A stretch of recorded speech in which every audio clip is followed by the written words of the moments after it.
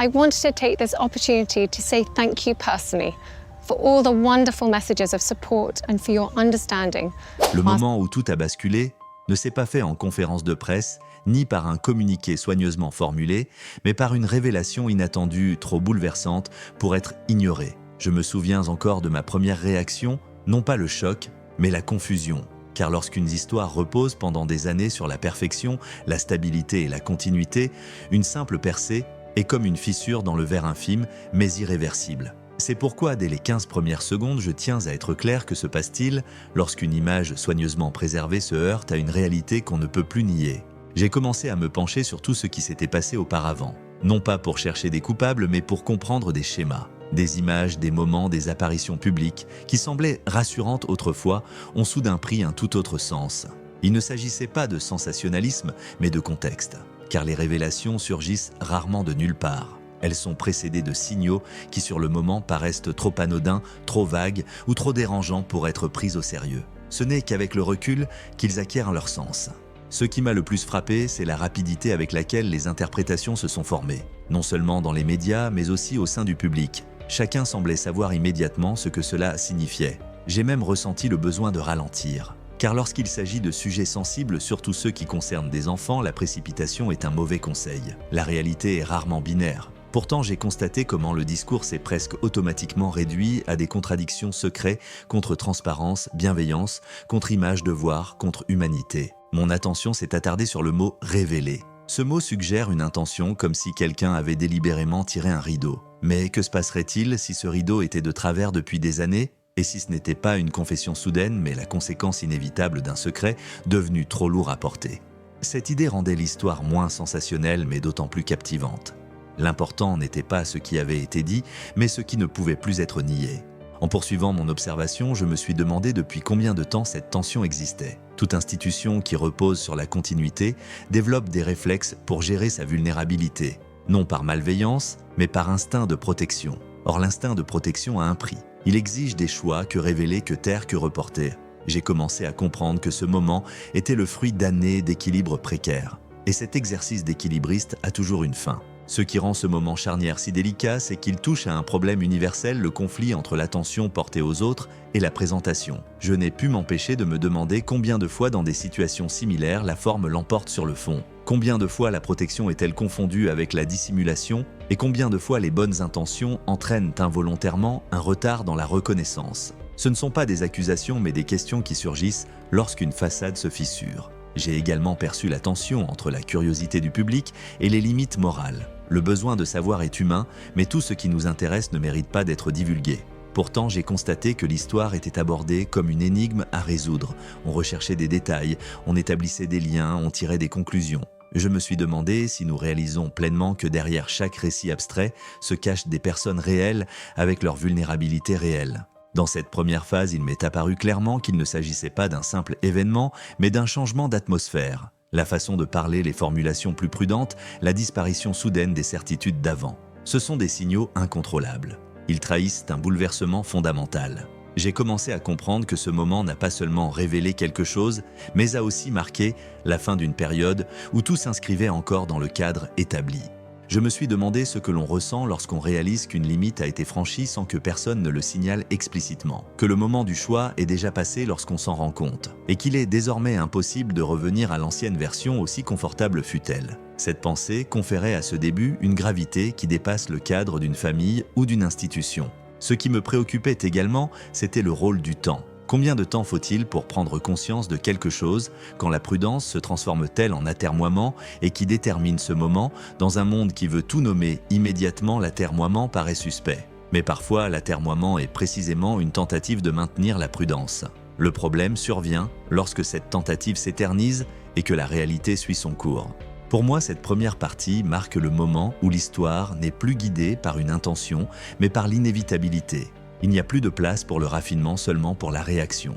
Et réagir sous la pression conduit rarement à des choix idéaux. Cette prise de conscience rend ce début troublant mais aussi authentique. Elle montre à quelle vitesse le contrôle peut nous échapper lorsque le cœur même d'une histoire devient trop lourd à porter. Je me retrouve donc face à une question qui résume tout cela et qui ouvre des perspectives pour l'avenir. Si une seule révélation suffit à bouleverser une image soigneusement construite, qu'est-ce que cela révèle de sa résilience? Et surtout, quelle quantité de vérité un système peut-il tolérer avant de devoir se redéfinir? En y repensant, il m'est apparu clairement que ce moment n'était pas surgi de nulle part. Des signes discrets et apparemment anodins avaient émergé qui rétrospectivement formaient un schéma. J'ai constaté que mon interprétation avait évolué lorsque j'ai réexaminé ces moments indépendamment du récit que j'avais construit autour d'eux à l'époque. Ce qui était auparavant perçu comme une phase, un trait de caractère ou une coïncidence a commencé à se révéler être une répétition. Et la répétition est rarement aléatoire. J'ai commencé à me demander pourquoi de tels signaux sont si souvent minimisés. Pas seulement ici, mais partout où convergent attentes élevées et pression sociale. Lorsqu'un enfant grandit dans un environnement constamment scruté, il existe une forte tendance à normaliser les anomalies. Tout est perçu comme temporaire, comme quelque chose qui se résorbera naturellement. Ce mécanisme est compréhensible, mais aussi risqué. Il offre un réconfort à court terme tout en déplaçant le malaise vers l'avenir. Ce qui m'a frappé, c'est le rôle crucial du langage dans ce processus.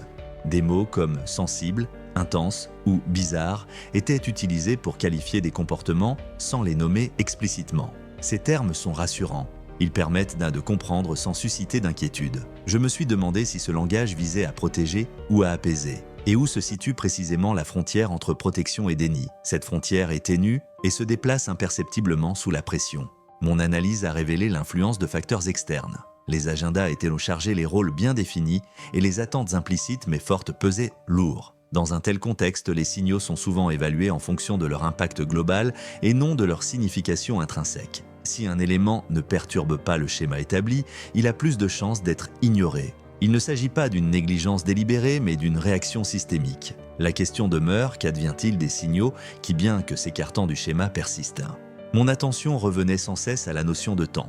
Combien de temps un signal a-t-il avant d'être pris au sérieux et qui décide de ce moment? Dans les familles sans rôle public, le temps est flexible. On peut chercher, essayer, attendre. En milieu institutionnel, le temps est rare et précieux. Chaque écart a des conséquences sur la planification, la perception et la continuité. C'est ce qui rend le report tentant même s'il semble intuitivement inconfortable. Ce qui m'a particulièrement frappé, c'est de réaliser que les bonnes intentions ne suffisent pas. On peut vouloir protéger quelqu'un et pourtant involontairement échouer. Surtout lorsque la protection consiste principalement à empêcher les questions plutôt qu'à chercher des réponses. Je me suis demandé à quelle fréquence cela se produit dans les environnements où la vulnérabilité est perçue comme un risque, et à quelle fréquence les enfants s'adaptent à cette dynamique car ils ont un sens infaillible de ce qui est discutable et de ce qui ne l'est pas. Durant cette phase, j'ai aussi commencé à percevoir l'influence du contexte public sur les décisions privées. Lorsque chaque détail peut potentiellement faire l'objet de discussions, un réflexe se met en place, celui de tout garder pour soi. Non par honte, mais par crainte d'être mal interprété. Cette crainte est compréhensible, mais elle crée un isolement où les signaux continuent de circuler sans reflet extérieur. Et sans reflet, il est difficile de déterminer ce qui requiert réellement notre attention. Je me suis demandé comment s'était déroulé ce dialogue intérieur. Combien de fois les doutes ont-ils été exprimés puis ravalés? Combien de fois quelqu'un s'est-il dit « peut-être que j'en vois trop, peut-être que c'est normal ». Le doute est humain, mais lorsqu'il devient structurel, il perd sa fonction corrective. Il devient alors un prétexte pour ne rien faire. Ce n'est pas un reproche, mais un constat qui se répète dans de nombreux systèmes. Ce passage m'a permis de comprendre que les signaux sont rarement forts. Ils murmurent, ils attirent l'attention sans l'exiger. Dans un monde habitué aux instructions claires et aux conclusions hâtives, ces murmures passent facilement inaperçus. J'ai alors compris que le véritable problème n'était pas un seul instant manqué, mais une succession de petits signaux ignorés trop longtemps. Je me pose donc une question qui dépasse le cadre de cette histoire. Comment apprend-on à distinguer la patience du délai, la confiance du déni, et qui est responsable du maintien de cette distinction lorsque l'environnement lui-même bénéficie du silence? Cette seconde phase révèle la complexité du chemin entre perception et action. Elle met en lumière le fait que les retards ne sont pas toujours dus à un manque de volonté, mais à une combinaison d'espoir de pression et de logique systémique. Pourtant, une vérité dérangeante demeure, plus on ignore les signaux, plus le moment où l'on ne peut plus les ignorer devient difficile. Lorsque l'examen s'est déroulé à huis clos, la nature de cette histoire a radicalement changé. Jusque-là, il s'agissait de signaux d'interprétation et de timing. Désormais, il s'agissait de consigner les faits. J'ai constaté que mon attention se déplaçait de ce qui était visible vers ce qui était formellement enregistré. Un examen confidentiel n'est pas une opinion. C'est un moment où les observations se transforment en conclusions qui ont des conséquences. Et c'est précisément là que la tension entre l'humain et la logique systémique a commencé à s'accroître. Ce qui m'a frappé, c'est le secret qui entourait cette procédure. Non pas que le secret soit intrinsèquement suspect, mais parce qu'il servait un double objectif. D'une part, il protégeait un enfant vulnérable et sa famille. D'autre part, il soustrayait le résultat au débat public où circulent de nombreuses attentes et suppositions. J'ai alors compris que ce secret était nécessaire, mais qu'il se heurterait inévitablement à une culture qui exige la transparence, même lorsque celle-ci peut s'avérer néfaste.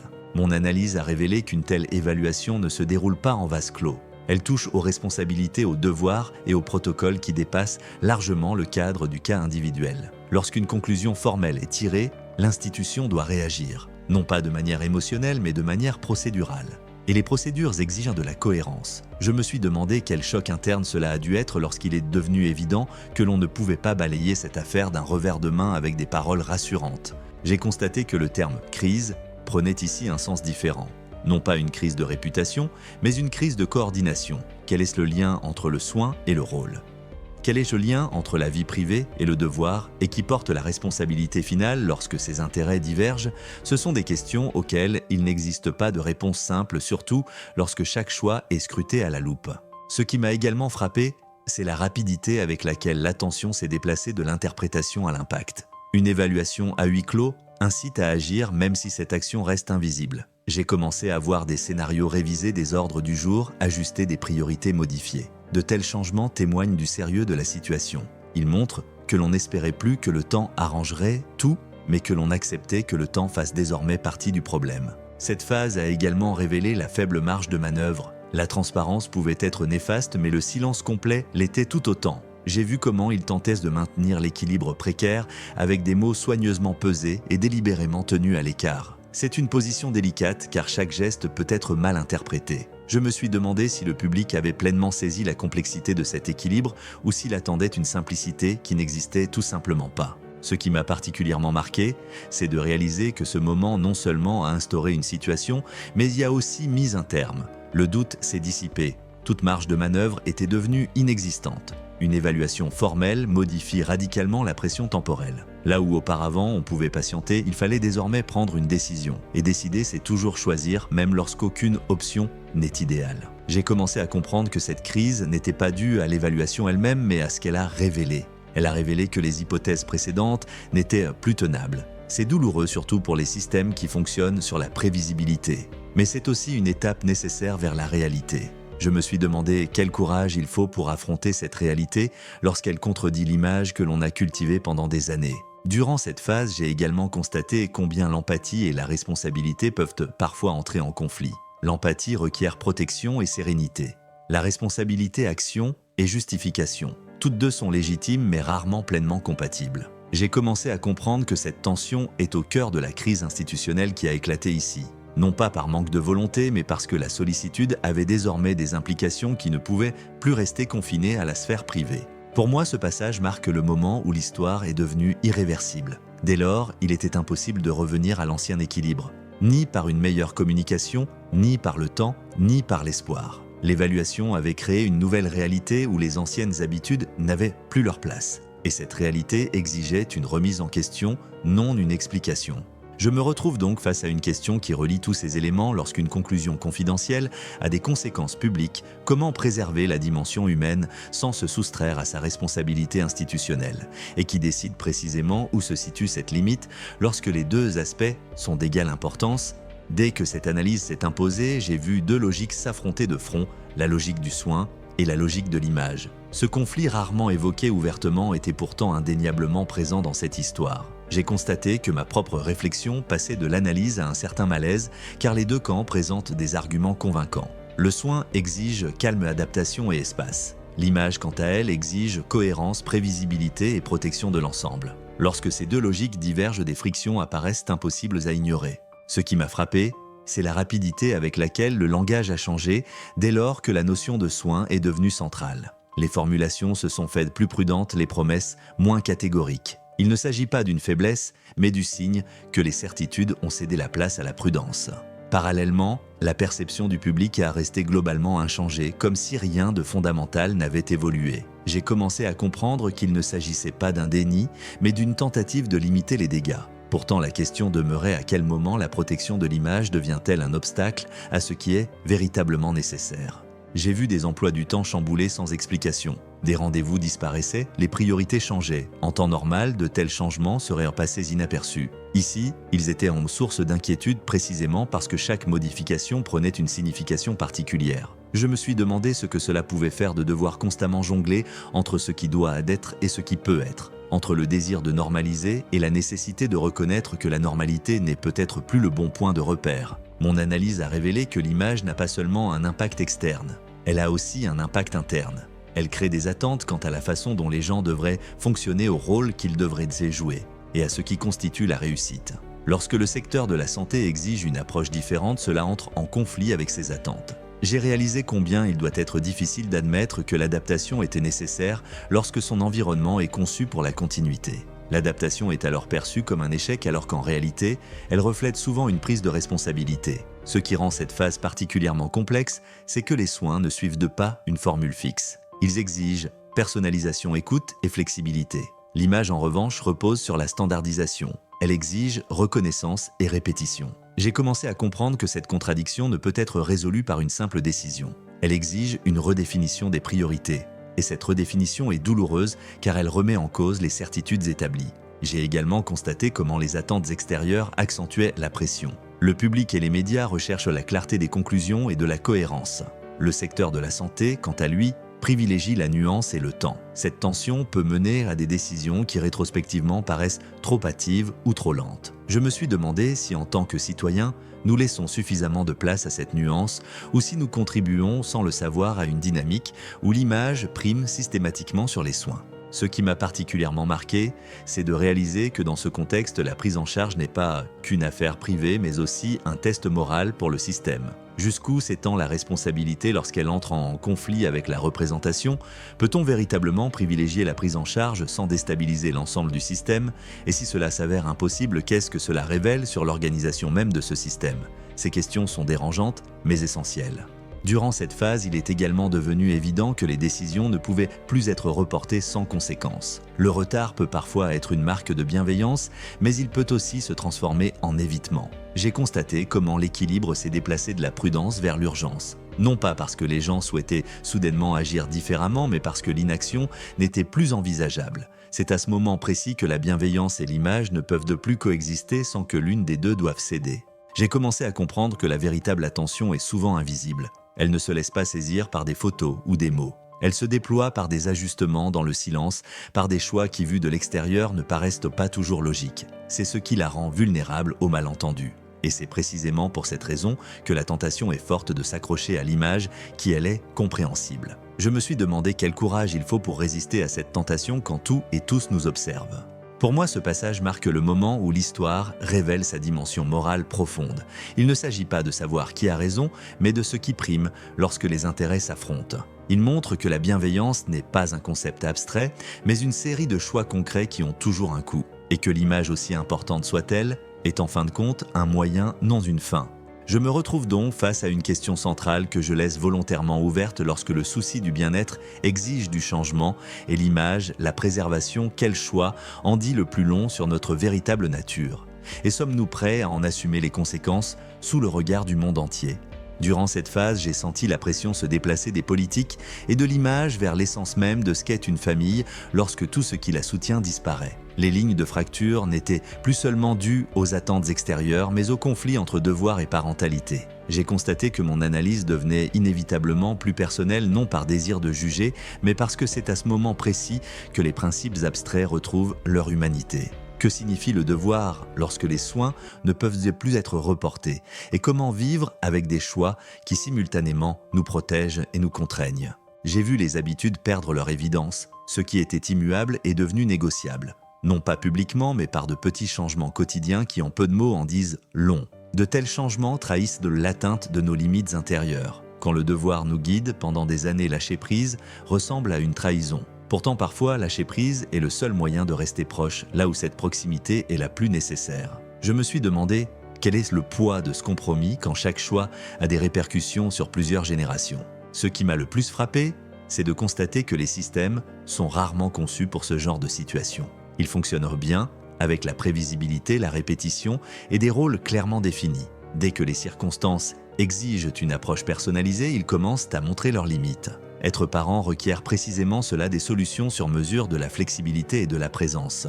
Le devoir exige fiabilité, planification et représentation. J'ai commencé à comprendre que cette tension ne peut être résolue par des compromis qui laissent tout en l'état. Il faut faire des concessions, même temporaires. Mes pensées revenaient sans cesse à la question de savoir qui porte le fardeau lorsque le monde entier nous observe. Le regard du public amplifie chaque choix, mais réduit à néant toute possibilité de doute.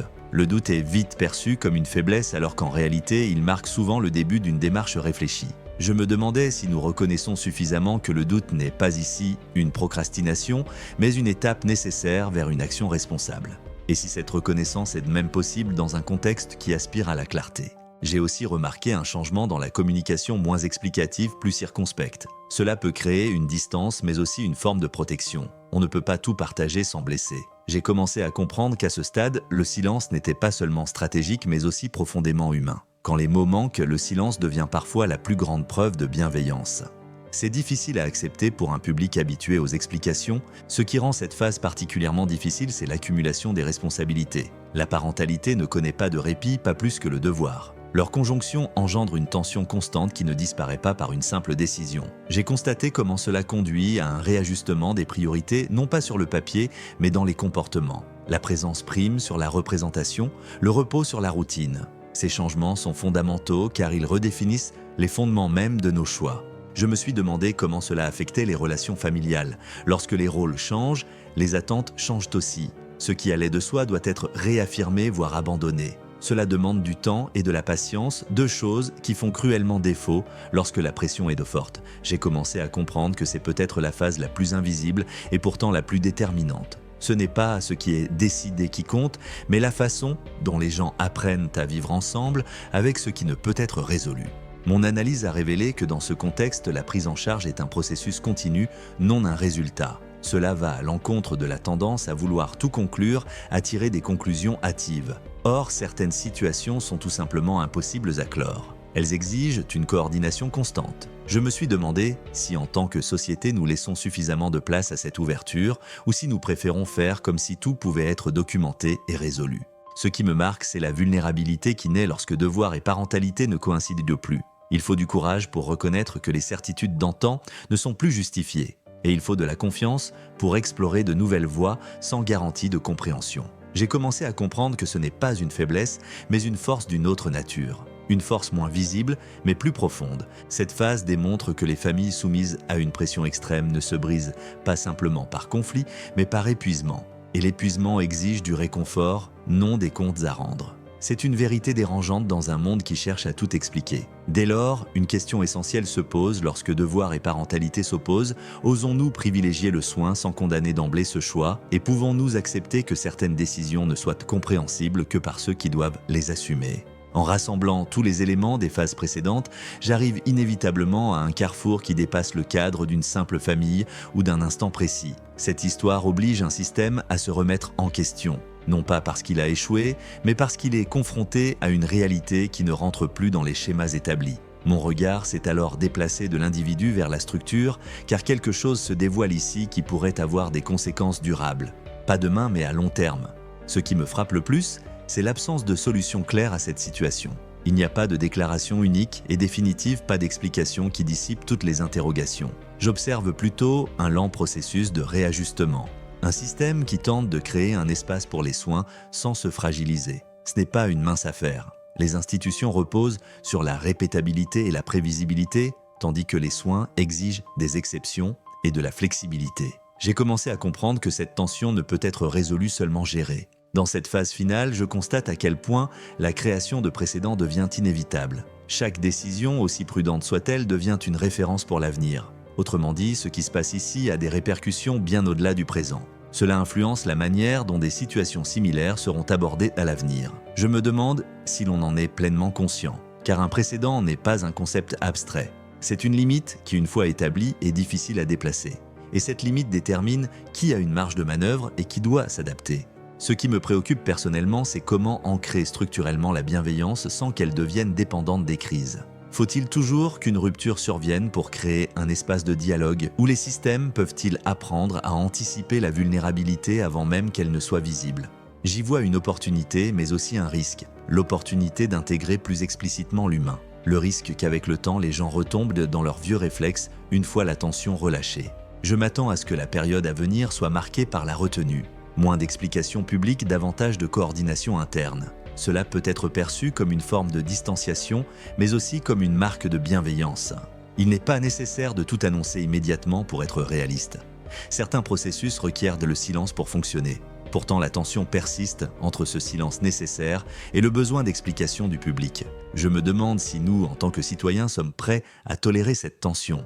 Ce qui est clair, c'est que cette histoire remet en question l'idée que la continuité prime toujours sur tout. Parfois, la continuité exige justement le changement, l'abandon des routines devenues obsolètes. C'est un paradoxe difficile à accepter pour les systèmes qui tirent de leur légitimité de la stabilité. J'ai commencé à comprendre que la véritable stabilité ne signifie pas que tout reste identique, mais que le système peut s'adapter sans se briser. C'est une autre définition de la force. Je vois aussi comment ce moment pourrait influencer la manière dont les responsabilités et le devoir seront combinés à l'avenir. Peut-être y aura-t-il davantage d'attention portée au soutien en coulisses. Peut-être y aura-t-il une intervention plus précoce dès l'apparition des premiers signes. Ou peut-être que rien ne changera et que cette situation sera perçue comme exceptionnelle et ne mérite pas de se reproduire. L'issue est incertaine. Elle dépendra des leçons que chacun sera prêt à tirer. Ce qui me frappe, c'est que cette affaire illustre les limites de notre tolérance à la complexité. Nous recherchons avidement les coupables, la clarté et la conclusion. Or, certaines situations ne se prêtent pas à des conclusions simplistes.